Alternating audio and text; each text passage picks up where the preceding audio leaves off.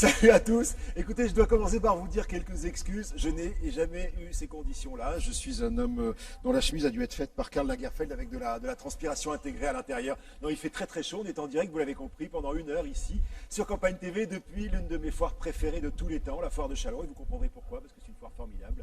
Et surtout avec des invités pour vous parler de cette foire de Châlons, mais aussi de la région Grand Est qui vient d'arriver, de ses conséquences et de la manière dont on va justement découvrir ensemble ce que l'on peut avoir dans la région Grand Est, avec notamment Jean-Mathieu d'Auvergne. Bonjour Jean-Mathieu. Bonjour Eric. Alors nous on se connaît, hein, c'est pas la première fois qu'on parle ensemble parce que vous m'avez fait le plaisir un jour de m'inviter chez vous. Oui, effectivement. Et vous m'avez expliqué comment on cultive des escargots. Comment on élève des escargots, Eric. Et j'ai même cuisiné avec vous. Oui, tout à fait. Ce qui était complètement dingue. Je suis ravi de vous avoir avec nous, on parlera ensemble tout à l'heure. Bonjour aussi à Cédric. Alors, Bastec. Choix steak. Je savais que j'y arriverais pas, mais vous avez le droit de vous fâcher. Alors vous représentez le Munster. D'ailleurs, vous le représentez plutôt bien. Vous avez remarqué que c'est l'homme le plus malin de l'après-midi, car il a mis une chemise de couleur foncée, donc ça ne se voit pas qu'il a chaud, ça ne se voit pas qu'il transpire. On parlera avec vous tout à l'heure, évidemment. Enfin, un sujet féminin sur ce plateau. Et quel sujet? Stéphanie Resson. Bonjour Stéphanie. Bonjour Eric. Merci d'être là et d'avoir accepté de venir parler avec nous d'un endroit formidable qu'est cette région, mais aussi d'une opération formidable que vous faites, qui sont les dîners insolites du patrimoine. On y reviendra ensemble. À vos côtés, Franck Cormand. Bonjour Franck. Bonjour, bonjour. Vous, c'est l'Alsace et c'est le tourisme. L'Alsace et le tourisme. On va faire du vélo, prochain. on va faire la route des vins. Le vélo, les châteaux forts, de la randonnée, de la gastronomie. On va peut-être mettre le costume alsacien et on va découvrir ça ensemble. Alors vous êtes tous les bienvenus ici à Châlons-en-Champagne, dans cette foire dont c'est le 70e anniversaire. Et aujourd'hui, le commissaire général de la foire de Châlons s'appelle Bruno Forget, qui ne fait pas ses 70 ans quand même. Bonjour Bruno. Bonjour chéri, je ne les fais pas parce que je visite de belles régions que vous venez de présenter, chéri. Je suis ravi de vous avoir, mon cher Bruno. D'abord parce qu'on a le droit d'en parler aux téléspectateurs qui sont aussi des amis sur Campagne TV. Ça fait combien de temps que vous m'invitez à participer à la programmation musicale de votre foire, Bruno? Quand on aime, on ne compte pas, mais pas suffisamment longtemps, mais j'ai une quinzaine d'années. Ouais. Alors cette foire, elle a 70 ans. Elle est née comment, Bruno, d'ailleurs, cette foire de Châlons? On gère c'est de Châlons, on gère de Sonnaz en Champagne aujourd'hui en effet. Mais c'est une foire qui est forte de ses valeurs, forte de ses racines. Elle est tellement forte de ses valeurs, de ses racines, qu'elle s'ouvre vers d'autres régions. Et j'ai la chance aujourd'hui d'être entouré d'amis d'Alsace, parce que cette grande région naissante de Grand Est nous permet de découvrir, nous les Marnais, moi qui suis châlonnais, et bien d'autres qualités et richesses de notre grand et beau territoire. D'ailleurs, c'est une bonne question, Bruno, que vous soulevez tout de suite. L'idée de cette foire de Châlons, qui donc s'ouvre à cette grande région, qu'est-ce que ça va changer pour vous concrètement? On va s'enrichir. On va s'enrichir parce qu'on va faire des nouvelles découvertes. On aurait pu les faire autrement. Elles sont faites à travers la création d'une région, mais au-delà même de la création territoriale, eh bien, ce sont de nouveaux amis qui nous rejoignent tout simplement. Et puis on se découvre, on connaît, et puis des choses merveilleuses qui étaient en réalité à 1 heure, 2 heures, 3 heures de route de Châlons. Et voilà, je crois que l'exotisme n'est pas nécessairement au bout de la planète, il peut être pratiquement au bout de la route. Alors, sur la bande-annonce qu'on a passée depuis quelques jours maintenant sur Campagne TV, que vous avez sans doute vu, je suis vraiment désolé, je suis en train de me regarder, en train de transpirer, peu importe, on continue l'émission, on est là entre copains. Bruno, j'annonce que c'est la 2e foire de France. D'abord, est-ce que c'est vrai? Et ensuite, ça représente quoi en termes de chiffres, la foire de Châlons en Champagne? On n'aime pas trop les classements. Je dirais que c'est peut-être une des premières foires de France par le sens du partage, de la convivialité, par le sens de l'amitié, de la volonté d'ouverture vers les autres. J'espère qu'on est dans le top des foires. Après, il y a les chiffres. Les chiffres, c'est 250 000 visiteurs, c'est 800 exposants, c'est aussi le rendez-vous de la rentrée politique. C'est vrai que pendant les prochains jours, nous recevrons chronologiquement Nicolas Sarkozy, Alain Juppé, François Fillon, Bruno Le Maire. Mais nous recevrons également. Oui, mais là, c'est pas parce qu'on est en saison électorale, hein, c'est tous les ans comme ça. C'est tous les ans comme ça, parce que la date peut être là. Et puis, eh bien, Châlons, à travers peut-être ce que je disais, cette envie de s'ouvrir, eh bien, fait que nos élus eh bien, disent que Châlons peut être un beau rendez-vous pour eux. Elle a une particularité, cette foire, et qui me touche particulièrement, puisque mon métier à la base, c'est la musique, c'est d'avoir à côté, en parallèle, une opération qui s'appelle Foire en Seine. Alors qu'est-ce que c'est Foire en Seine, Bruno? En fait, Foire en Seine est née au Moyen-Âge, quand les grandes foires de Champagne sont créées. Qu'est-ce qui se passait? Eh bien, au Moyen-Âge, les gens du Nord rencontraient les gens du Sud, les gens de l'Est rencontraient les gens de l'Ouest. On échangeait des marchandises, on échangeait des idées, et tout ça, bien sur le son des ménestrels. On n'a rien inventé en réalité, Eric. La foire, nouvelle formule, est créée en 1947. En 1947, j'imagine que nos aînés invitaient les compagnons de la chanson. Bien, nous invitons Amir, Maître Gims, Pascal Obispo, etc. Ce que nous souhaitons faire, c'est que lorsque je parlais d'ouverture, c'est de proposer à tout à chacun de voir des concerts dans des qualités, dans des conditions identiques à celles des grands festivals de France qu'on connaît mieux, comme le Printemps de Bourges, les Francophonie les Franco de La Rochelle, par etc. exemple, ouais, bien sûr. Mais avec un prix d'entrée qui est dérisoire, puisqu'il est de 5 € la semaine et 7 € le week-end. Alors voilà qui est fascinant, parce que pour ça, ce soir par exemple, on est en direct, donc on peut le dire, ce soir c'est Maître Gims qui va jouer, qui est l'un des best-sellers français du moment. Et pour le prix de 5 €, ce qui n'arrive nulle part ailleurs, on va pouvoir d'une part visiter la foire et d'autre part aller faire un tour à ce concert. C'est une volonté de notre part. Nous avons la chance de pouvoir le faire, parce que nous avons une organisation qui est adaptée à cela, c'est d'offrir à tout à chacun, à tous les publics, de venir voir des concerts. Non mais c'est un truc populaire aussi, enfin je veux dire c'est une volonté populaire Bruno. Ah, c'est une volonté d'ouverture de grand public. Et aujourd'hui, se dire que certains voient leur premier concert sur la foire de Châlons parce qu'il est accessible, c'est aussi notre fierté. Ouais. J'aimerais qu'on parle de la programmation de cette foire de Châlons, parce que justement, plus les années passent, plus ça va. On a eu Michel Polnareff il y a quelques années, on va parler du passé, puis après on va parler de la programmation de cette fois-ci, mais c'est quoi les bons coups dont vous êtes fiers à la foire de Châlons, Bruno? Bah, on pourrait dire, vous venez de citer, cher Eric, Michel Polnareff. Est-ce qu'on retiendra un jour que le dernier concert de Michel Polnareff, de son retour, ça s'est fait sur la foire de Châlons? Et ceux qui sont des fans, pour écouter sur son DVD, le Au revoir, vous savez qu'un Au revoir a été chanté sur la foire de Châlons. On pourrait imaginer aussi Patrick Bruel qui a fait un concours avec Kasparov, qui est un fan d'échecs. Et certains qui se sont lancés, qui ont fait leur premier concert sur la foire des Ben Soul, était un des premiers concerts, et tant d'autres qui, ou alors beaucoup plus tragiques, le dernier concert en France de Joe Cocker s'est fait sur la foire de Châlons. Ouais. Alors, puisqu'on parle de la programmation de cette semaine, je ne l'ai pas complètement en tête, mais il n'empêche qu'on a dit ce soir Maître Gims. Il y aura dans la semaine, peut-être que vous allez mieux me le dire Bruno, mais il y aura Pascal Obispo, il y aura les incontournables et formidables Souchon et Woolsey qui seront là. Manu Chao. Manu Chao, voilà. Alors ça c'est samedi prochain et c'est le grand retour de Manu Chao. Ce serait le premier à venir parce que ça fait des années que j'ai pas vu Manu Chao sur scène. Et il est vrai que, puisque nous pouvons, lorsque les visiteurs rentrent sur la foire, peuvent acheter leurs billets sur le site de la foire, peuvent également acheter leurs billets Fnac, Carrefour, etc., etc. Et pour vous faire une confidence à vous, Eric, j'ai le droit de tout dire, j'ai même un devoir, c'est que Manu Chao est la meilleure vente aujourd'hui de billets d'entrée. Vous avez déjà vu Manu Chao sur scène ou pas encore? Faut aller le voir, hein, c'est un truc formidable. Et en généralement, plus il fait 3 concerts dans la journée, vous n'êtes pas à l'abri, Bruno, que Manu, à la fin du concert, continue à en faire un autre dans les salles de restaurant, ou bien en faisant dans l'après-midi en venant. Un autre nom pour finir, on a dit Pascal Obispo, on a dit Manu Chao, on a dit Souchon Woolsey, Kenji Girac. Nous avons The Havner, The Shoes, parce que nous allons faire une soirée électro. C'est ce 70e anniversaire. On n'est pas très anniversaire, on est très festif aussi également ici. Et il y aura aussi Puggy, Boulevard des Airs, qui vont rehausser le plateau. Et puis nous n'oublions pas non plus nos aînés, avec Enrico Macias, qui est le traditionnel concert dédié aux aînés, et Alain Chamfort qui va clore cette grande et belle dizaine. Et j'ai vu d'ailleurs un des plus jolis concerts de Salvatore Adamo, c'était il y a 1 an ou 2, hein, qui était venu chanter ici à cette foire. Avec beaucoup d'émotion, sur de belles chansons qui sont restées éternelles. Ouais, et puis un type formidable. Merci Bruno, vous restez avec nous. Merci. On est en direct, je vous le disais, depuis la foire de Châlons. Alors la foire de Châlons en Champagne, hein, on n'est pas très loin d'Épernay, on est à côté de Reims pour ceux qui se situent géographiquement. Et je peux vous le dire, il fait au moins 53 degrés. Qui transpire plus que moi? Personne en fait. Hein. Vous avez le droit de vous moquer, Jean-Mathieu. Jean-Mathieu d'Auvergne, je vous présentais tout à l'heure en disant qu'on se connaissait parce que vous avez eu la gentillesse de m'inviter chez vous. Votre job, c'est les escargots. Quelle drôle d'idée. Comment c'est venu? Alors, en fait, on est exploitant agricole de père en fils depuis plusieurs années. Ouais. Et puis, ma maman, un jour, a voulu diversifier la production agricole et revenir travailler avec mon papa. Et s'est dit, pourquoi pas trouver une nouvelle activité et a pensé à l'escargot. Voilà. Ouais. Elle trouvait que, donc on est en plein milieu du vignoble champenois, elle trouvait que c'était une activité qui se mariait bien avec le champagne. Et donc elle s'est lancée dans l'élevage d'escargots et puis dans les visites d'élevage. Et voilà comment on s'est retrouvés. L'escargot se marie bien avec le champagne. Oui, tout à fait. C'est bizarre parce qu'on associe quand même souvent escargot, Bourgogne, vin rouge, quoi. C'est une idée reçue qu'il faut pas garder? Non, il ne faut pas garder ça.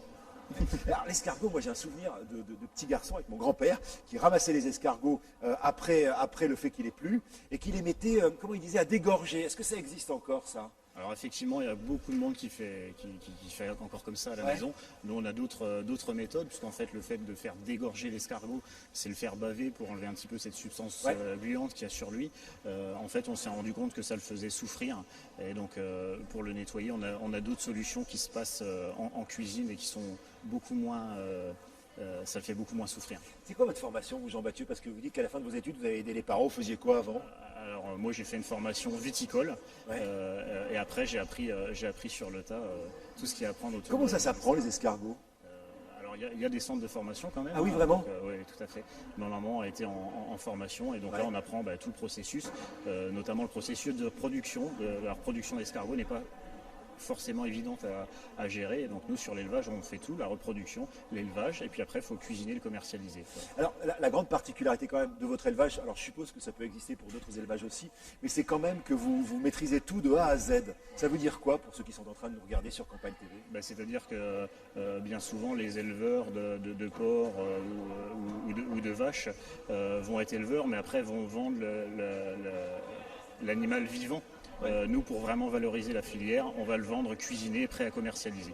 C'est pour ça qu'on on fait vraiment la reproduction, l'élevage, la cuisine et la commercialisation. Alors, on est en direct à la télévision, donc je vais m'adresser directement à la technique. Est-ce que vous pouvez faire un petit truc? J'entends absolument rien de ce qu'on me dit. Peut-être me monter les retours, me les mettre dans l'oreillette, ça serait hyper cool. Je vous en remercie, je suis désolé. Voilà, c'est la première, on est en direct. Je ne vous entendais pas bien et c'est un peu dommage parce que c'est passionnant et je le sais ce que vous faites. Expliquez-moi, j'ai parlé tout à l'heure pour vous charrier un peu de l'escargot de Bourgogne, mais vous, l'escargot que vous élevez, c'est quel escargot? Alors c'est le gros gris. C'est un escargot qui devient aussi gros que l'escargot de Bourgogne. Seulement il a un cycle de croissance plus rapide puisqu'on arrive à l'élever sur un an. Voilà. Un an. Et alors, j'ai vu chez vous un truc formidable, c'est la manière dont on fait naître les escargots. Est-ce qu'on peut essayer d'expliquer à ceux qui nous regardent sur Campagne TV depuis Châlons comment ça naît un escargot? J'ai vu ça dans des espèces de petites coupelles translucides, c'est ça hein? C'est ça, ouais. Alors ça, c'est plutôt pour l'éclosion. Alors pour faire naître l'escargot, on a une salle de reproduction où on va reconstituer la température et l'hygrométrie qu'on retrouve de manière naturelle au printemps. C'est-à-dire douceur, pas comme là? Non, là c'est caniculaire. Voilà, c'est surtout l'hygrométrie et puis une température d'à peu près 20 degrés. C'est à peu près ce qu'on retrouve au printemps. Et donc dans ces conditions, on va mettre des gros escargots adultes qui vont tout simplement s'accoupler et nous pondre des œufs. Voilà. Et donc les petites boîtes dont tu parles, Eric, que tu avais vu sur l'élevage, c'est les petites boîtes où on a mis les œufs dedans et on va les laisser éclore pendant 21 jours pour avoir des tout petits escargots qui vont faire 2-3 mm. Et c'est super mignon parce qu'à un moment, il y a des mini-escargots. Et alors à partir de là, qu'est-ce que vous en faites de ces mini-escargots? À partir du moment où on a des mini-escargots, ils sont autonomes comme un grand, donc on va les sortir dans nos parcs d'élevage où on a semé de la végétation qui va leur servir de nourriture. C'est un grand parc, Exactement. en fait. Alors, ça sert à quoi? Parce que je vais essayer de donner des images alors qu'on est en train de parler. Il y a des bouts de bois qui sont un peu posés, alors de manière très organisée, hein, mais ils servent à quoi ces bouts de bois? Ça sert à quoi les petits bouts d'herbe? Et puis surtout, on leur donne quoi à manger ces escargots? Alors pour commencer, donc les planches, c'est une sorte de cabane en fait pour les escargots qui va leur servir, qui est très utile en ce moment, ça va leur servir de protection à la lumière. Est-ce que ça transpire un escargot Ça transpire comme pas, un animateur? mais d'habitude ça se déshydrate comme un animateur. Ouais. Ah oui, mais alors, faut jamais parler de déshydratation avec Bruno Forger, parce que lui, il a des solutions pour nous aider. Il en bave aussi. Continue. Donc voilà, les planches qui servent de cabane, de protection à la lumière, et puis ça garde un petit peu l'humidité. Et autour de ces planches, comme tu l'as dit, on a de la végétation qui va former un couvert végétal et qui va servir de nourriture à l'escargot. Ouais. Et il y a aussi un truc pour la coquille qu'on leur donne à manger. Effectivement, on donne un complément alimentaire de céréales avec un petit complément de calcium à l'intérieur qui permet à l'escargot d'avoir une belle coquille. Alors, il y a un truc, comme vous faites tout dans cet élevage d'escargots, il faut savoir, et moi j'ai découvert ça en allant chez vous, que chaque escargot, en fait, vous en êtes occupé personnellement. Non, mais c'est une histoire dingue. Vous l'avez décoquillé, vous l'avez préparé. Comment ça se passe, en fait, une fois que l'escargot a grandi? D'abord, comment on le ramasse? Alors en fait, tout simplement, c'est qu'il n'y a pas de machine, tout est manuel. Donc à partir du moment où on va ramasser l'escargot de manière manuelle, après on va l'emmener en cuisine et on va le décoquiller, le rincer et tout ça. Enfin en tout cas, il n'y a pas du tout de machine. Donc la machine c'est nos mains et une fourchette à escargot. Vous êtes combien à bosser sur les escargots? Parce que en fait c'est très rigolo. Moi j'ai vu faire, donc il y a des tonnes, enfin pas des tonnes, mais des gros paquets de coquilles d'escargots et puis des petits escargots, dont vous enlevez d'ailleurs la dernière partie, c'est ça hein? On enlève le tortillon au moment du décoquillage. Ouais. Donc l'escargot est ébouillanté dans de l'eau bouillante. Ouais. On va sortir la chair de l'escargot de la coquille et puis on va enlever le tortillon qui est tout l'appareil digestif de l'escargot et qui n'est pas consommable. Qui est un peu amer, enfin, qui n'est pas très bon. Bon, alors une fois que tout ça, on a ça. On a d'un côté les coquilles, qu'en plus vous allez, désinfecter, préparer, etc. pour qu'elles soient superbes. Comment on cuisine les escargots et qu'est-ce que vous faites comme plat avec les escargots? Donc une fois qu'on Là, j'écarte les bras parce que ça montre que c'est une mauvaise idée. Donc Quelle journée! une fois qu'on a décoquillé l'escargot, on va le rincer plusieurs fois pour enlever un petit peu toute cette bave. Et il va être blanchi, il va être cuit pour avoir une chair tendre et savoureuse. Et puis après, on a quelques produits. Et tu les ici. fais cuire, hein? Ouais, tout à fait. Ouais, ils sont cuits les escargots. Et alors moi j'ai fait un truc avec toi qui était génial, qui était du beurre d'escargot, un peu de beurre ou je sais pas quoi, on mettait ça dans les coquilles et c'était hyper bon. Ah, c'était peut-être dans les croquis. Hein. Ah, Parce que c'est peut-être, je quelque ne chose. sais plus. Alors les croquis sont des coquilles en gaufrettes. Ouais. Et donc il me semble que c'est ce qu'on avait fait ensemble. On avait dû faire un beurre d'escargot. Oui, c'est ça, beurre Beurre d'escargot. d'escargot, beurre ail et persil, où on rajoute l'autre chair d'escargot dans la croquille. Et cette croquille-là, après on la met au four et on mange tout. Voilà. Bruno, beurre d'escargot, champagne. Ça vous va comme on va commencer par ça. On finira tout à l'heure par le Munster, mais j'aurai l'occasion de vous en reparler. Qu'est-ce qu'on peut découvrir comme autre produit avec l'escargot Alors là, par exemple, je peux te faire découvrir l'escapéro. Alors, Qu'est-ce que c'est? Alors l'escapéro, ça se mange tempéré comme ça, hein, c'est pas, Non, c'est ici, pas c'est chaud. chaud. Bon, ok, chaud. Et donc c'est un escargot qui est dans une petite marinade, huile, moutarde, ail, persil, voilà, tout simplement. Est-ce qu'on peut prendre des libertés avec l'escargot? Est-ce qu'on peut faire des folies avec l'escargot? Bien sûr, on peut Ouais. faire des folies, ouais, comme avec tout un ingrédient culinaire. C'est super bon. Super bon. Vous voulez goûter? Quelle est la petite folie de la maison, Jean-Mathieu? Bah tiens, je te l'ai fait déguster, je trouve que l'escapéro C'est bon, ça. est assez original. Ouais. Et puis la croquille aussi dont on a parlé est très originale également. Pour conclure, comment est-ce qu'on retrouve vos produits? C'est directement à la ferme, il y a des circuits, comment ça se passe? Effectivement, donc nous on est situé à Bouzy, hein, qui se trouve entre Châlons-en-Champagne, Reims et Épernay. C'est pas très loin en moto. C'est pas très loin en moto, ouais. D'ailleurs, quand tu es venu, tu étais aussi mouillé que ça, il me semble, mais c'était la pluie. Oui, c'est parce que c'est. Ouais. Décidément, à chaque fois qu'on se voit, oui, c'est vrai, quand on avait tourné l'émission, si vous avez vu l'émission, vous vous en souvenez, j'avais pris une très grosse saucée en arrivant. Il m'avait prêté une douche pour que je puisse me sécher un peu parce que ça avait été un peu compliqué. Ouais. Voilà, donc pour répondre à ta question, on vend les escargots sur place à Bouzy. On a également quelques revendeurs, épiceries fines dans le département, et puis quelques restaurateurs également qui travaillent avec nous. Et pour terminer, les perspectives d'avenir pour ce métier, c'est un métier en expansion, c'est un métier traditionnel, comment ça se passe? Il y a plein de choses à faire. Disons que la consommation d'escargots en France, d'escargots français, est très faible. Il faut savoir que les héliciculteurs français produisent à peu près 5% de la consommation. Donc il y a encore beaucoup de choses à faire, des belles perspectives de développement. Voilà, donc très optimiste. Ouais, et type formidable surtout, j'ai passé une journée entière avec lui, faites-moi confiance, merci d'être venu vraiment. C'est pour ça que de temps en temps ça dérape, on se tutoie, parce que voilà, j'ai passé un super moment, c'était dans ta ferme, précisément. Je vais vous présenter un autre jeune homme qui s'appelle, jeune homme plus que moi en tout cas, j'espère ne pas avaler le nom, Maxime Schwetzek, c'est alsacien? C'est Rick Schwastek. Non, c'est pas alsacien, c'est polonais. Ah bah très bien, ça commence bien. Responsable des ventes chez Schiffer Fresh, c'est l'affichage du Munster. Oui. Le Munster, c'est combien de tonnes pour vous par an? Nous, on commercialise à peu près 350 tonnes de Munster. On a une activité d'affinage de tomes fermières, et une activité de négoce, qui est une activité historique de l'entreprise. Est-ce que je peux poser une question naïve? Fromage de vache?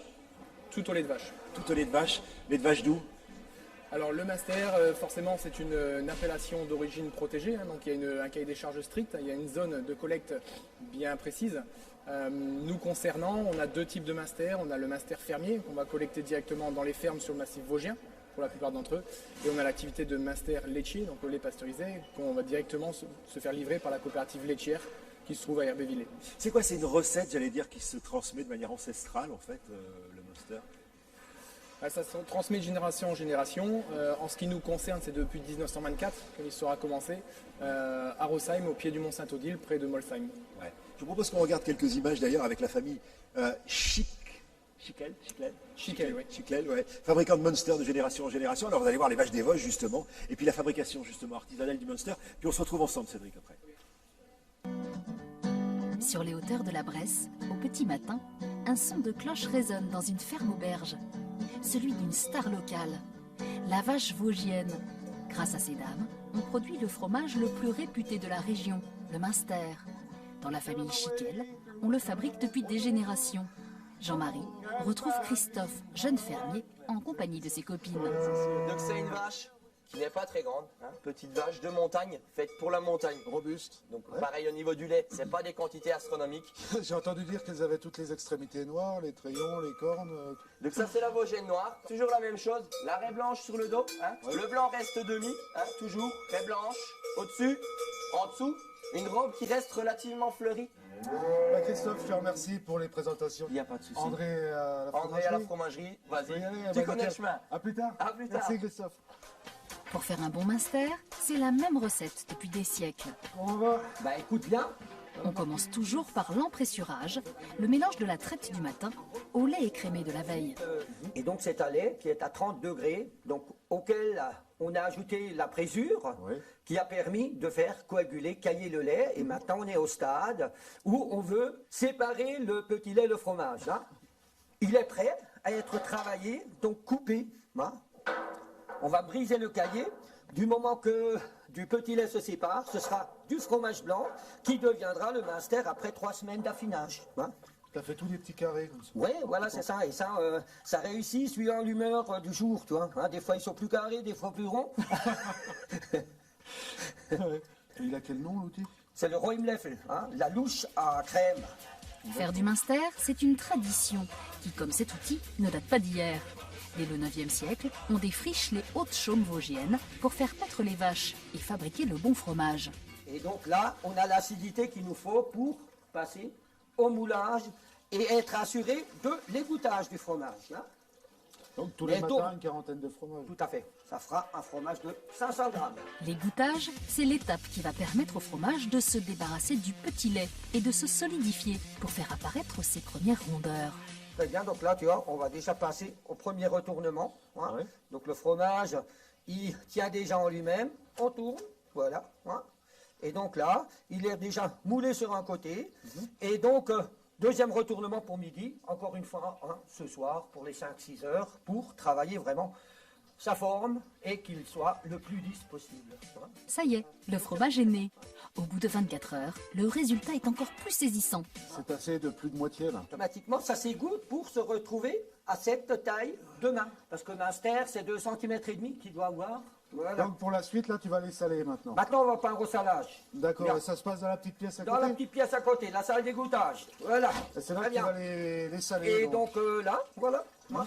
La phase suivante, c'est donc le salage. Hein. On retourne le fromage et du sel qui sera le conservateur. Hein. Laissons notre fromage sécher pour aller faire un tour en cuisine. Dans cette ferme, on prépare le traditionnel repas marquaire. À la belle saison, les touristes et randonneurs s'invitent à la table du fermier. Tourte au porc, tarte aux pommes et bien sûr, minster. Tous les produits sont 100% maison. Repartons maintenant sur les traces de notre fromage. Voilà, la cave. Maintenant, on est dans la phase finale. Hein. Et donc là, la cave, c'est ce qu'il y a de plus précieux quand tu fais du fromage. Entendez par précieux les bactéries qui prolifèrent sur les planches et qui nourrissent le minster. Voilà, hein, le fromage, il blanchit, ça veut dire il vit, il a besoin d'eau. Et pour ne pas que le moisi s'installe, ben, il faut les passer tous les 2 jours. Hein. Donc là, tu vois, suffit de les mouiller, Ouais. on y passe et c'est bon. Hein, le fromage est nourri. À bonne température et avec un coup de main d'André, le fromage va gagner tout son goût. Et donc au bout de 3 semaines, ben, il a sa croûte.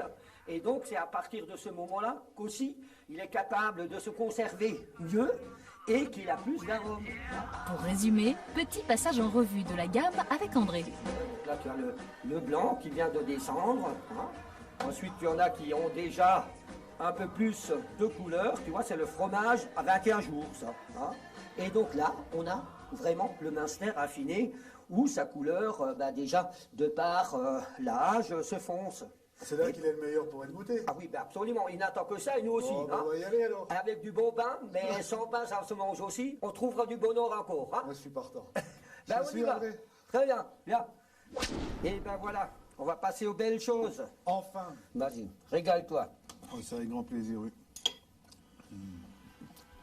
Il est là pour ça. Hein. Bientôt, ce sera la transhumance et le temps pour la famille Chiquel de redescendre dans la vallée. Merci pour ton Très accueil, bien, André. il n'y a pas de quoi. Au printemps, certainement. Tu passes un bon hiver. On va hein. remontrer en Voilà. montagne. Salut. Fabienne, Christophe, bonne journée. À la prochaine. Merci encore. Salut. Voilà la famille Schickel qu'on vient de découvrir. Vous les connaissez, Cédric, ou pas du tout? Oh, mais bonjour, mais qui es-tu, petit animal? Bonjour. Moi. Voilà, c'est ça le direct à la télé. Bonjour, bonjour. Ah, voilà. Vous restez là, on discute entre copains. On parle du Munster, vous en voulez un petit bout? Alors, on est en train de parler du Munster, justement. Qu'est-ce que c'est que le métier d'affineur, en fait, Cédric? Donc nous, on récupère auprès de nos fermiers ou auprès de la coopérative laitière des fromages, des blancs à fromage. Ouais. Donc le fromage ne s'appelle pas encore Munster. Nous, notre activité, c'est justement d'affiner ces fromages en fonction de la taille et du temps pour justement lui donner l'appellation et donner le nom de Munster. Cédric, le blanc à fromage, c'est quoi? C'est la pâte qu'on a vue dans le reportage, Exactement. un peu grumeleuse. Exactement, c'est le blanc à fromage, c'est le fromage frais en fait. D'accord. C'est ok. la matière première du Munster. Et donc le métier d'affineur, ça consiste à quoi? Vous le mettez dans des caves? Donc nous, on réceptionne les fromages, on les positionne en cave et on leur apporte des soins. Donc on les lave avec de l'eau, on les frotte à la main pour certains d'entre eux. Mais non. Alors j'ai vu ça dans le reportage aussi. Pourquoi est-ce qu'on les frotte à la main? Ça sert à quoi? Comme le Munster fermier est affiné sur planche, on le frotte à la main puisqu'il n'y a aucune machine qui peut intervenir sur ce type d'affinage. J'allais dire une horreur, on frotte à la main pour se rappeler des souvenirs, mais non, c'est pas possible. Ça. Non, c'est une mauvaise idée. D'ailleurs, ça vient d'où cette odeur du Munster, qui est quand même une odeur très particulière? Ce sont les bactéries justement qui se développent sur le fromage qui donnent cette odeur. D'accord. Et c'est pour en avoir moins qu'on le nettoie à la main, ou c'est juste... Non, rien à voir. J'ai pas compris. excuse-moi. C'est pour en avoir moins des bactéries qu'on le nettoie à la main pour Non, que- au contraire, c'est pour justement faire développer la flore sur le fromage. Est-ce que les fromages sont tous affinés de la même manière? On a deux types d'affinage sur le Munster. On a l'affinage en clé inox et on a l'affinage traditionnel et ancestral, l'affinage sur planche, comme on a pu voir justement dans la vidéo tout à l'heure. D'accord, alors c'est quoi? Clé inox? Clé inox, ce sont des grilles carrées justement où on affine le Munster dessus. D'accord. Et à la base, donc, c'est une boule de fromage qui va être blanc. Hein. Ce qui devient jaune, en fait, c'est quoi et ça se traduit comment? C'est la bactérie justement qui se développe sur le D'accord. fromage qui lui donne cette couleur. D'accord. Et en fait, quelle est la différence fondamentale entre celle qui a été faite sur inox et celle qui a été faite traditionnelle? C'est le goût, ça change vraiment? Alors justement, l'affinage sur planche, comme faisaient nos grands-parents ou arrière-grands-parents, permettent justement au fromage d'être souple toute l'année et d'avoir une texture identique du 1er janvier au 31 décembre sans aléas climatiques comme on peut avoir justement avec la clé inox. Oui, je comprends. Ça lui donne une croûte un peu plus épaisse, une couleur un peu plus ivoire et homogène et surtout ça donne un crémeux en bouche et une saveur qu'on ne retrouve dans aucun autre Munster affinage clé inox. Et est-ce que, comme pour les vins chez moi à Bordeaux, peut-être d'ailleurs les champagnes ici, est-ce que la planche de bois sur laquelle on met le Munster est importante? Je vois la comparaison entre le vin élevé en fût de Non, mais chêne. l'Armagnac, le vin, même le champagne, je suppose, à un moment. Il y a une réelle différence et une Ouais. réelle plus-value et une grosse différenciation justement gustative entre un Munster affiné sur planche et un Munster affiné sur une clé inox, effectivement. C'est vrai, c'est-à-dire, c'est un peu comme la différence de vin, on sent le goût du bois, on sent le... On sent les notes boisées justement, Ouais. puisqu'on travaille avec des planches d'épicéa, donc forcément les essences de bois échangent avec le fromage. On a parlé avec Jean-Mathieu de quelques folies qu'on peut faire dans les recettes quand on fait des escargots. Qu'est-ce qu'il en est avec le Munster? On peut mettre de l'alcool dedans, on peut mettre, je sais pas, du champagne justement, puisque vous arrivez dans la grande région du Grand Est maintenant. Il est temps de tenter des trucs. Donc qu'est-ce que vous mettez? Alors si on veut tenter quelque chose, effectivement, on pourrait faire un gratin ou on pourrait faire quelque chose avec les escargots, hein, pendant qu'on y est. Hein. Ah, c'est pas bête ça. T'as déjà travaillé avec le fromage, Jean-Mathieu? Ouais, j'ai déjà fait des petites associations escargot fromage. Ouais. En général, plus le fromage est fort, je sais pas si ou du moins il a du caractère, plus il s'associe bien Ah avec bon l'escargot. Ouais. Ah, c'est rigolo ça. Vous avez déjà essayé l'escargot? Non, pas du tout. Bah voilà, je pense que c'est le bon moment de faire connaissance. Exactement. Avec quoi on peut mettre aussi Après on peut faire un bake-off au Munster, donc un plat typique alsacien. C'est quoi? Donc c'est des pommes de terre, des oignons, des lardons, de trop la bon, crème ça. et puis le Munster par au-dessus. Non, mais c'est trop bon s'il faut rien faire pendant 2 jours après, c'est ça. Hein. Je pense qu'après effectivement on est scotché au canapé pendant quelques heures. Et puis surtout, faut pas le manger quand il fait cette température-là. Pourquoi pas? À un moment donné, les consommations changent un petit peu et puis on C'est vrai. s'oriente de plus en plus sur les fromages à chauffer, effectivement, même avec les chaleurs. Tiens, c'est intéressant ce que vous dites là, Cédric, sur les consommations. Aujourd'hui, on a l'impression qu'il faut faire attention, qu'il faut manger des graines, qu'il faut faire gaffe à être bio, etc. On en est où par rapport au Munster? Et qu'est-ce qu'on peut dire par rapport à ça? Aujourd'hui, nous, on propose une gamme de fromages au lait pasteurisé bio. Donc, on fait du Munster bio. On propose également des Munster fermiers de fabrication artisanale. Alors, bien entendu, il faut faire attention à sa ligne. Bien entendu, on mange toujours des graines, on mange toujours des fruits et légumes. 5 par jour, d'ailleurs, je crois, hein, si j'ai bien compris. Mais Bruno Forger, 5 fruits et légumes par jour, exactement nous. Exactement. Voilà. Et puis nous, par rapport au lait, hein, justement, les vaches absorbent et consomment de l'herbe. Donc on pourrait dire que ça peut être presque un légume. Mais- oh là là, ça c'était un peu tiré par les cheveux. Non mais en fait la vraie question c'est par rapport à l'export. Vous savez les Américains qui emmerdent tout le monde et qui veulent pas recevoir notre fromage s'il n'est pas, etc. Le Munster peut s'exporter. Il s'exporte uniquement au lait pasteurisé pour les Américains, pour les Australiens. Ouais. Les débouchés aujourd'hui c'est quoi? Comment? Les débouchés aujourd'hui pour le Munster, c'est plutôt la grande distribution. Alors nous, à notre niveau, on a clairement des débouchés avec la grande distribution, hein, puisque aujourd'hui on distribue uniquement dans l'Est de la France. On développe un petit peu sur le marché national. On a bien avancé et on travaille beaucoup avec les grossistes et les crémiers sur le marché national. Donc aujourd'hui, j'exporte jusque Nantes, Rennes, la région parisienne, bien entendu, sur le mine de Rungis, mais je vais également à Toulouse, à Lyon, pour servir justement les grandes tables de la gastronomie française. Depuis 1969, vous êtes AOP, c'est ça? Ça veut dire quoi et à quoi ça vous arrange? En quoi ça vous arrange et qu'est-ce que ça fait pour nous consommateurs? L'appellation d'origine protégée permet justement à un moment donné au consommateur de lui donner un gage de qualité. On ne peut pas faire ce qu'on veut, parce qu'il y a un cahier des charges strict qui vous dit très clairement qu'il y a des formats à respecter, il y a un type d'affinage à respecter, il y a des temps d'affinage à respecter. Par exemple, pour celui-ci, avec 17 cm de diamètre, vous avez 21 jours minimum d'affinage pour obtenir l'appellation. Ça veut dire qu'on a un gage de qualité quand même, c'est une histoire sérieuse. Alors il y a aussi bien sûr le réseau de distribution classique, vous en parliez. Hein. Et puis, alors la bonne nouvelle, c'est depuis 2-3 ans le retour de la demande des fromages fermiers. On va parler de ça avant de commencer l'émission, c'est vrai, c'est bien. Exactement, oui. En début d'année, on travaillait avec 4 fermiers en 2016. Aujourd'hui, nous avons 8 fermiers qui travaillent pour nous. Donc il y en a 4 nouveaux et supplémentaires qui se sont ajoutés au mois de juin. Et nous sommes en perpétuelle recherche de fermiers justement qui puissent faire de la transformation de lait en fromage pour justement commercialiser les fromages. Donc on a l'activité de master et master fermier affiné sur planche, mais on travaille également des tomes fermières qu'on affine avec des fleurs. Ah bon? Exactement. Et ça n'a pas de goût les fleurs? Alors, au contraire, détrompez-vous. Ah bon? Le fromage affiné avec des fleurs lui donne un goût de noix et de noisette. Donc ça lui permet justement à un moment donné, au cours de son affinage, mais je ne vous dévoilerai pas tout le secret, de donner cette saveur originale qu'on ne retrouve pas sur d'autres fromages. Je trouvais qu'elles étaient belles les fleurs dans votre région, mais si en plus elles sont bonnes, c'est formidable. Merci beaucoup Cédric. Dans quelques toutes petites secondes, on va parler de l'Alsace avec une route que j'ai eu la chance de faire. Alors, hélas pas en moto, mais ça ne saurait tarder.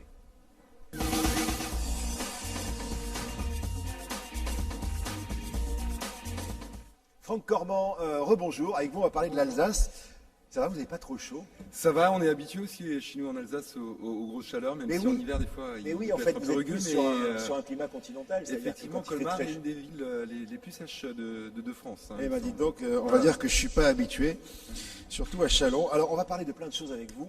Je disais que j'ai eu la chance dans le cadre d'une émission de faire un petit tour chez vous en Alsace. J'ai fait la route des vins, on y reviendra. Et puis j'avais découvert, on m'avait obligé à monter sur un vélo, ce qui quand on sait le motard que je suis était difficile pour moi. J'ai découvert qu'on pouvait se balader à vélo. Qu'est-ce qu'on peut faire sur un vélo en Alsace? Effectivement, depuis 2 ans maintenant, l'Alsace a été citée comme première région cyclable de France. C'est fou ça. Ouais, c'est un axe de développement fort pour nous, pour nos élus locaux, mais aussi pour les partenaires touristiques. On a 2500 km de pistes cyclables balisées, donc sécurisées. Vous avez des pistes cyclables vous avez même des eurovéloroutes, des autoroutes à vélo, des eurovéloroutes. Vous en avez 2 qui traversent l'Alsace, le long du Rhin, ou une autre ligne à travers le vignoble aussi. Donc ça, c'est vraiment des axes de développement. Les hôteliers ont joué le jeu. Vous avez maintenant des hôteliers qui ont vraiment des garages à vélo dans leur établissement. C'est-à-dire le Suisse qui vient avec son vélo à 5000 €, on ne peut pas lui dire mettez votre vélo. Il veut dormir avec. Il veut dormir avec quasiment. Donc on a fait prendre conscience aux hôteliers que c'était une clientèle importante, qu'il fallait soigner. Le détail est très important aussi, il fait la différence. Donc maintenant les hôteliers ont des garages avec un kit pour réparer le vélo, une station pour le nettoyer, une station pour le gonfler, pour sécher les habits. Donc voilà. Vous avez ça? On a ça et vous pouvez ramener votre chemise et elle séchera rapidement. Merci, ça fait plaisir. Non, il y a un site qui a été créé, l'Alsace à vélo. J'invite les téléspectateurs à aller voir dessus. Vous allez voir, vous avez toutes les curiosités touristiques le long du parcours, les restaurants, les hébergements. On peut dormir dans des hôtels, on peut dormir dans des campings, on peut dormir dans des auberges de jeunesse. Il y a plusieurs choses que j'ai envie de vous demander. D'abord, l'Alsace, quand même, l'Alsace, c'est vallonné. Il faut être un peu costaud, enfin je sais pas si... L'Alsace, c'est la plus petite des régions de France, mais c'est aussi une région très étonnante et très diverse par ses paysages. Vous avez la plaine, vous avez le piémont des Vosges, vous avez le vignoble, donc c'est une région qui est accessible à vélo, oui, mais il y en a pour tout le monde. Et maintenant, vous avez les vélos à assistance électrique qui se développent. On peut louer aussi. des vélos sur place d'ailleurs. Il y a une association Movélo, il y a les offices de tourisme, vous avez même des distributeurs comme dans les gares, vous savez, un carrousel, vous mettez une carte de crédit, il y a un vélo qui tourne, tac, vous le récupérez, vous sortez de la gare, vous n'avez pas de vélo, vous prenez votre VAE, votre vélo à assistance électrique, et vous pouvez parcourir par exemple la véloroute du Vignoble à vélo. Il y a un autre truc, moi, sans transpirer. Moi qui... Chauffez-moi. Non, il y a un truc, moi parisien, qui vois les vélos circuler dans ma ville. C'est une catastrophe. Moi, j'ai toujours peur pour. Qu'est-ce qu'il en est de la sécurité? Vous avez fait attention à la sécurité des gens qui circulent à vélo, justement, si vous avez autant de routes que ça? Alors, vous savez qu'à Strasbourg, on a un peu cette influence germanique et donc on essaye d'être assez cadré sans être psychorigide. Et c'est vrai que les infractions qui sont commises par les cyclotouristes ou par les cyclistes en ville sont verbalisées. Non mais c'est donc normal. ça se, Et puis passe, surtout, ça se passe bien. Surtout après, il y a les voitures, etc. Donc là, quand on est sur les pistes cyclables, on est isolé des voitures à toutes les coups. Toute sécurité, on est isolé, on peut venir en famille avec les enfants, il n'y a vraiment aucun danger. Il y a un autre sujet, alors que ce soit à vélo, à voiture ou comme on veut, en moto par exemple, il y a les châteaux forts aussi. Je savais pas qu'il y avait autant de châteaux forts en Alsace. J'ai ramené mon passeport, je pourrais vous le laisser pour que Je peux voir vous puissiez bien sûr valider. On a une quinzaine de châteaux forts qui sont représentés dans ce passeport. Hier, on avait une grande première sur le château du Fleckenstein, on en parlera peut-être après. Ouais. C'est un mapping vidéo sur un château fort. Donc un spectacle son et lumière qui est reproduit sur un château fort. Mais historiquement, les châteaux forts en Alsace, c'est pourquoi? Moyen-Âge, 350 châteaux forts à peu près en Alsace. C'est un des patrimoines castral le plus représentatif aussi en France. Ouais.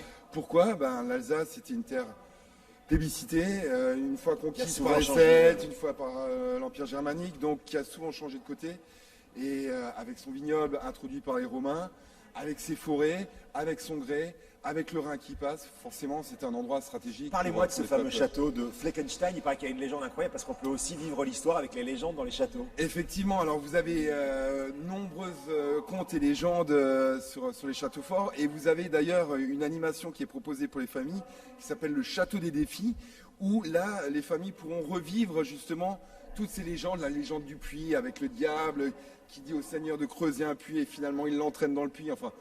Je ne veux pas tout dévoiler sur ce plateau, mais faire un peu de teasing pour qu'ils viennent chez nous et c'est à côté. Je vais terminer avec les fameuses traditions alsaciennes.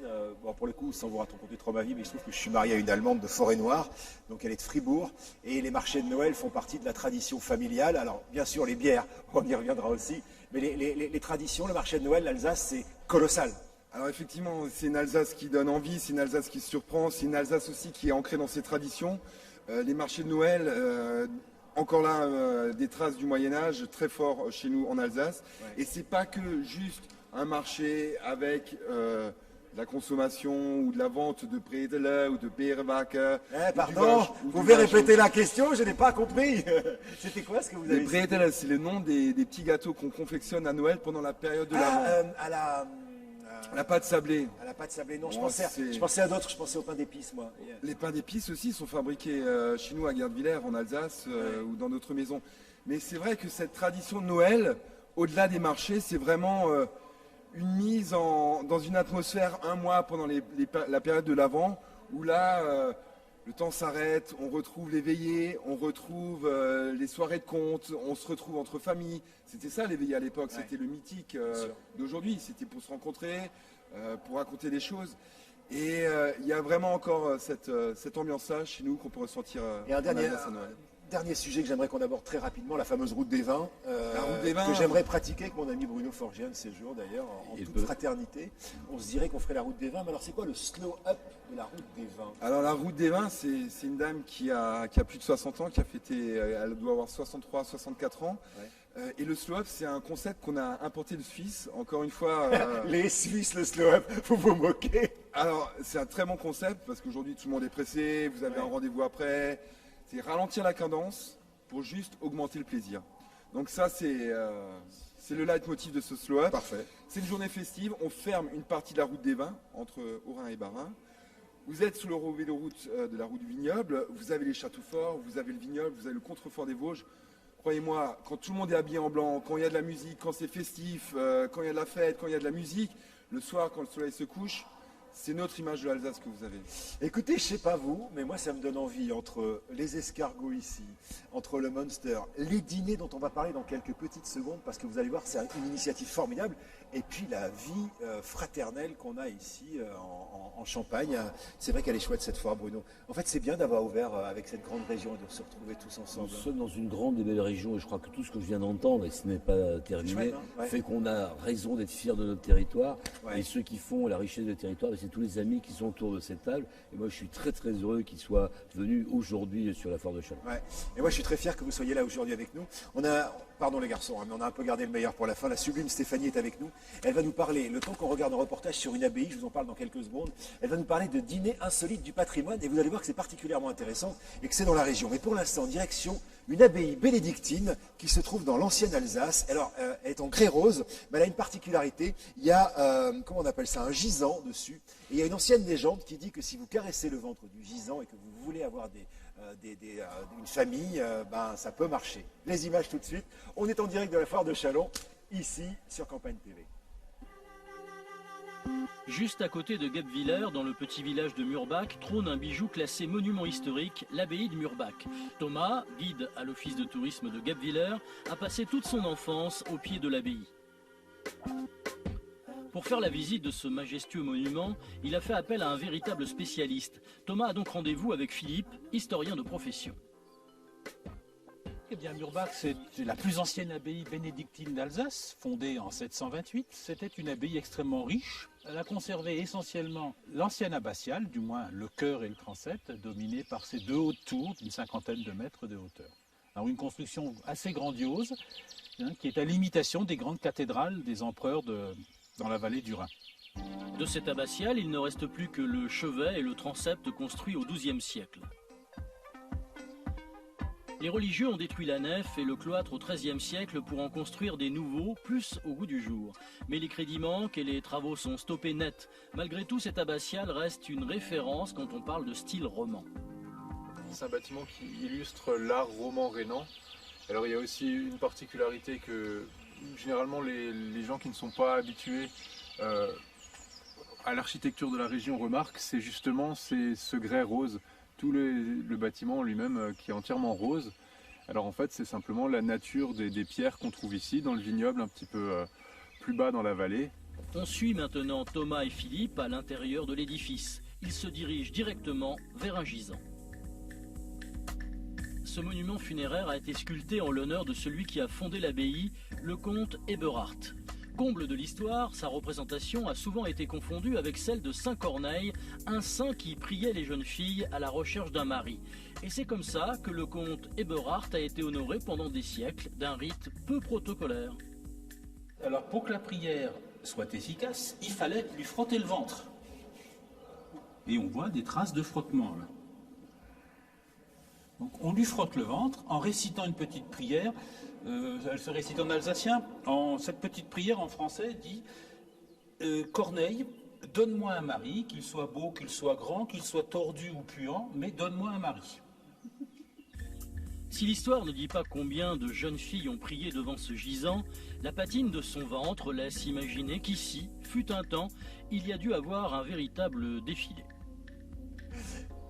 Là, je vous jure que c'est vrai, il existe un gisant au Père-Lachaise, comme ça, qui est l'un des patrons du journalisme, qui a été assassiné par le frère d'un dictateur et qui, justement, lorsqu'on va caresser plutôt ses parties intimes, c'est pour avoir un enfant. Et si vous le voyez, vous comprendrez que ces parties intimes sont beaucoup plus lisses que les autres. Voilà, ça c'est fait, c'est la grivoiserie de l'émission. Je suis désolé, c'est pas comme ça que je vais amener Stéphanie sur le plateau. Vous allez bien, Stéphanie? Très bien. Très bien. Chaudement. Comment vous faites pour ne pas avoir trop chaud, nous les garçons? Non, encore que ça va. Jean-Mathieu tient bien. Cédric, il a la chemise qu'il faut. Bruno, comme moi, hein. Voilà, c'est la chemise bleu pâle, fallait pas. Alors vous êtes, que je dise pas de bêtises, directrice du Pays d'Épinal. Et ensemble, on va parler d'une opération que je trouve formidable, qui s'appelle les dîners insolites du patrimoine. D'abord, comment elle est née cette idée, Stéphanie?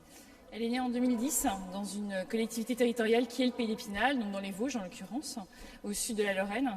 Et on a eu envie de reproduire les Journées européennes du patrimoine un peu tous les week-ends. C'est-à-dire qu'on avait un patrimoine public extrêmement intéressant, mais sous-valorisé. Et donc on s'est dit, à la suite d'une visite guidée avec du public qui était venu de très très loin, sur une visite guidée tout à fait classique, on leur a demandé ce qui manquait un peu dans cette visite guidée, et ils nous ont dit on peut ni dîner avant ni dîner après. Donc on s'est dit on va organiser les dîners insolites du patrimoine dans des endroits qui ne sont pas dédiés à la restauration. Mais alors concrètement Concrètement, dans des musées, des châteaux forts, du patrimoine industriel, tout type de patrimoine. On organise ex nihilo, on remonte ex nihilo une salle de restauration et on fait une visite guidée avant, mais après on envoie un superbe dîner gastronomique. C'est dingue ça. Et comment ils font les chefs? On y reviendra tout à l'heure. D'abord, comment vous choisissez les lieux?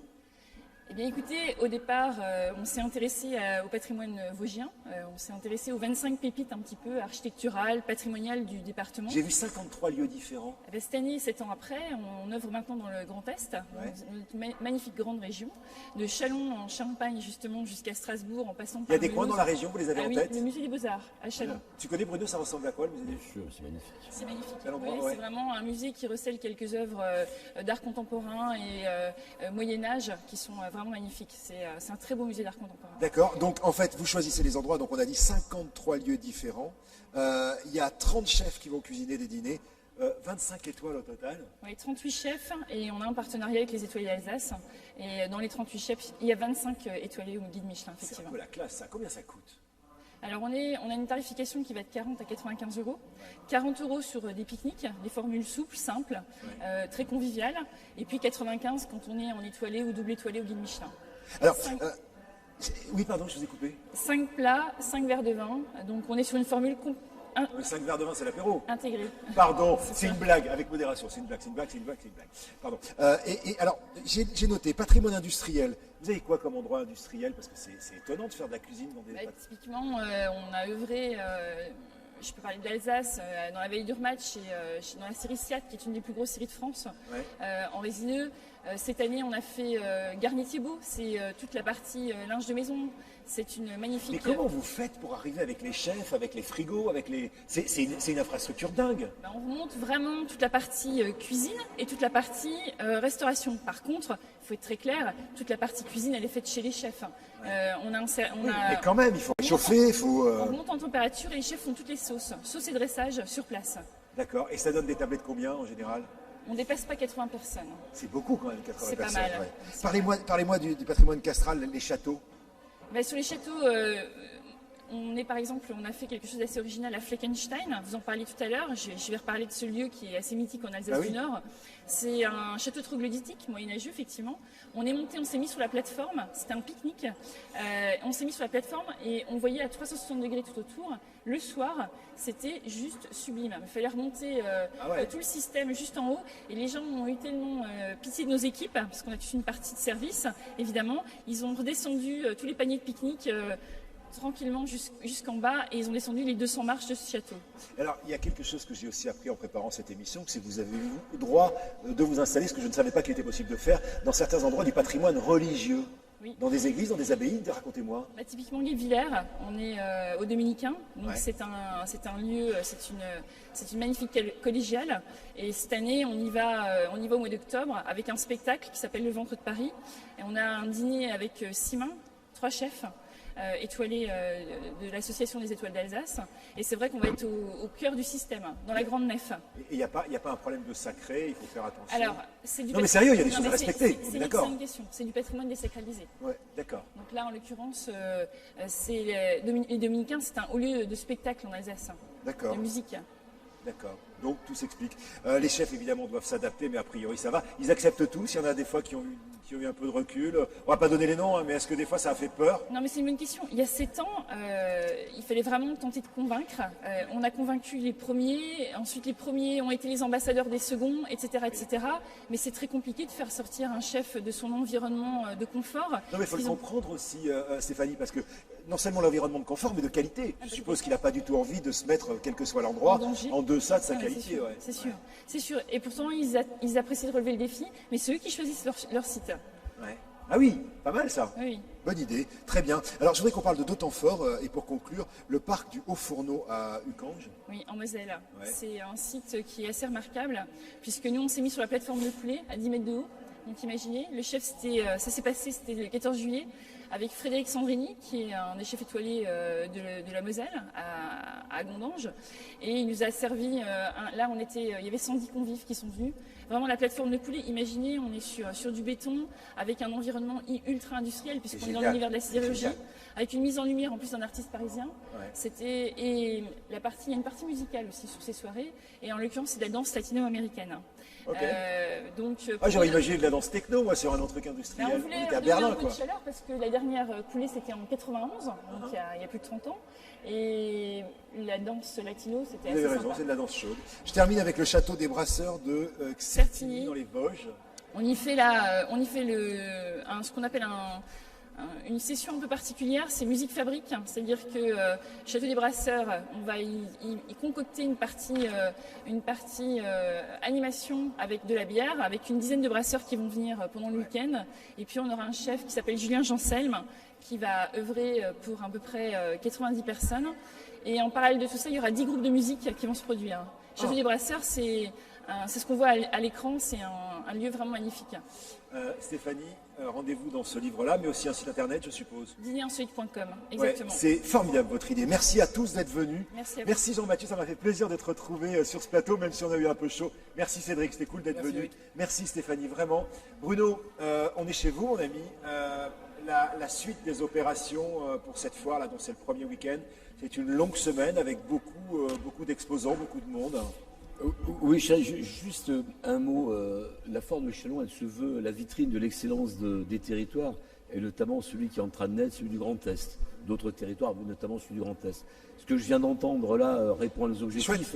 Et nous avions pris cette initiative d'inviter tous les agences de développement touristique, les anciens CDT, à promouvoir la richesse de leur département. On en a vu un bel exemple. Donc je les remercie du fond du cœur d'avoir joué le jeu et puis de présenter leurs plus beaux atouts au grand public de la foire. Chérie, je voudrais vous remercier aussi, vous êtes un ambassadeur de l'excellence. Un ambassadeur humide aujourd'hui. Est-ce qu'on peut prévoir un petit ventilateur dès demain, chère majesté de la foire? Nous demanderons à EOL de vous accompagner demain, je vous promets, chérie.